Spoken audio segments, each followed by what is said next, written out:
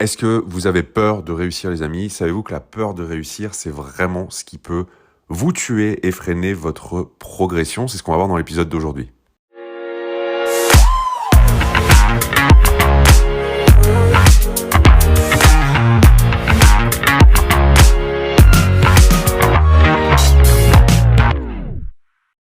Bonjour et bienvenue dans ce nouvel épisode dans lequel nous allons parler de la peur de réussir. Je suis ravi de vous retrouver aujourd'hui. Je m'appelle Julien Leboda, je suis investisseur depuis 2012 et sur ce podcast, je vous aide à créer votre liberté avec l'investissement immobilier. Alors, on va parler dans l'épisode d'aujourd'hui de la peur de réussir et je voulais insister sur ce sujet qui me tient particulièrement à cœur et qui est bien trop sous-estimé.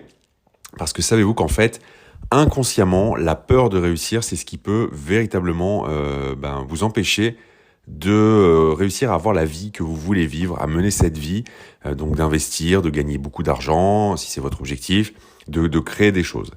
Et ça, c'est un sujet dont on parle peu finalement, mais qui est extrêmement important, parce que c'est un sujet qui est inconscient, c'est une peur qui est inconsciente, et bien souvent qui est liée à notre éducation, à notre environnement et à nos croyances limitantes. Donc, qu'est-ce que je veux dire par là? Eh bien, simplement, j'ai remarqué maintenant que j'accompagne des personnes chaque année, qu'il y a cette espèce de peur inconsciente dans laquelle on refuse, on ne s'autorise pas à avoir une vie qui est plus réussie que celle qu'ont eu nos parents, que celle que notre entourage mène.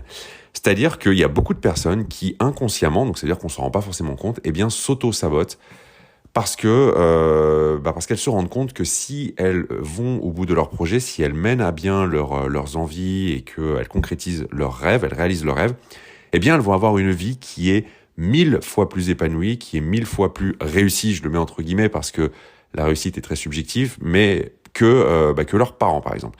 C'est-à-dire que j'ai notamment un exemple en tête d'une personne que j'ai accompagnée récemment. Ses parents ne sont absolument pas investisseurs, ses parents, ni entrepreneurs d'ailleurs, hein. Ses parents ont toujours été salariés, fonctionnaires qui plus est. Alors j'ai rien contre les fonctionnaires, si ce n'est que généralement ils sont à l'opposé de cette démarche d'investir et d'entreprendre.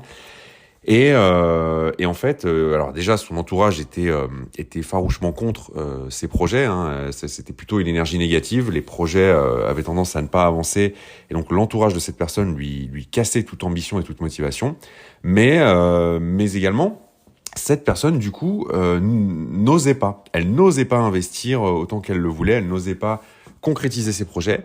Parce qu'inconsciemment, en fait, elle refusait, elle ne voulait pas obtenir plus que ce que ses parents avaient obtenu. Elle ne voulait pas avoir une vie différente. Et en fait, elle a entendu toute sa vie que, il faut se serrer la ceinture, que dans la vie, on n'a pas tout ce qu'on veut, que il faut arrêter de rêver, que la réalité, c'est d'aller travailler tous les jours, que en fait, 5 jours sur 7, on n'aime pas ce qu'on fait, que c'est comme ça et qu'il faut attendre patiemment le week-end ou les vacances, etc., etc.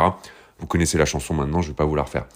Et en fin de compte, cette personne, elle était convaincue, malgré elle, qu'elle ne méritait pas d'avoir une vie différente que ce qu'on lui avait toujours mis dans le crâne depuis sa plus tendre enfance. Et ça, je le retrouve chez beaucoup de personnes que j'accompagne. Moi-même, j'ai eu à un moment donné ce blocage où je suis arrivé à un plafond où finalement je n'arrivais plus à progresser pour la simple et bonne raison que je me suis rendu compte que je ne m'autorisais pas à avoir une vie qui était vraiment extraordinaire selon mes critères. Et bien au-delà de ce que mon entourage, mes parents ont pu avoir. Par exemple, après c'est très subjectif. Moi j'adore faire de la moto, donc j'ai plusieurs motos. J'habite dans un quartier qui est super sympa. C'est vrai que j'achète plutôt que je compte plus vraiment quand je vais au resto, quand je m'achète des vêtements, des choses de la vie du quotidien. C'est vrai que j'ai pas de soucis pour aller faire mes courses, je compte pas mes fins de mois, etc. Et des petites remarques aussi qui peuvent apparaître insignifiantes, genre ça va, on se refuse rien, ça va pour toi, etc. En fait, ce sont des petites remarques qui inconsciemment traduisent ces croyances que peuvent avoir les gens autour de vous. Et donc, si vous n'y prenez pas garde, si vous vous laissez influencer par ça, en fait, vous pouvez vite vous retrouver à vous auto-saboter. Donc les amis, c'est un podcast qui est rapide aujourd'hui. Juste, n'ayez pas peur de réussir, n'ayez pas peur de briller, n'ayez pas peur de prendre des risques. C'est pas parce que les gens avant vous, dans votre famille, les générations avant, n'ont pas fait de choses ou que vous n'êtes pas issu d'une famille d'investisseurs ni d'entrepreneurs que vous ne pouvez pas vous autoriser à réussir, que vous ne pouvez pas réaliser de grandes choses.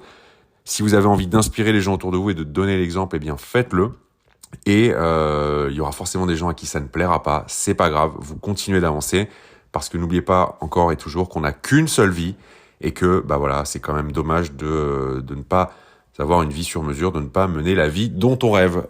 Voilà ce que je voulais vous dire dans cet épisode et je vous souhaite bien évidemment le meilleur. Merci à vous d'avoir écouté cet épisode jusqu'au bout et je vous dis à très vite pour un prochain. Ciao.